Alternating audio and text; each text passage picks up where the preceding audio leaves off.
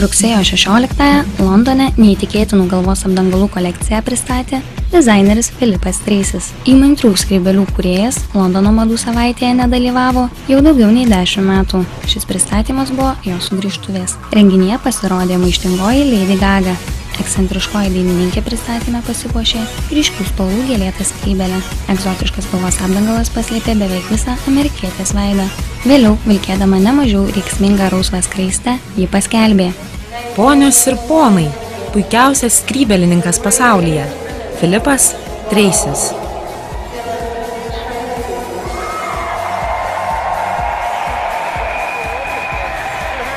Išskirtinių skrybėlių autorius pastebėjo, jog dabar mados pasaulyje trūksta įvairovės.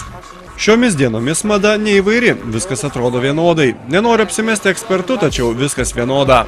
Nežinia, kas ką sukūrė, kartais negali atskirti Topshop nuo Gucci. Žinoma, manau, kad Gucci nuostabu, tačiau viskas atrodo taip pat. Gyvuoja nuostata, kad būti originaliu nemadinga, viskas turi atrodyti neypatingai. Bet tai netiesa, nes žmonėms patinka pramogos, o mada taip pat pramoga. Tad su nekantrumu laukiame ateinančio pavasario. Jis bus tikrai originalus ir ekscentriškas.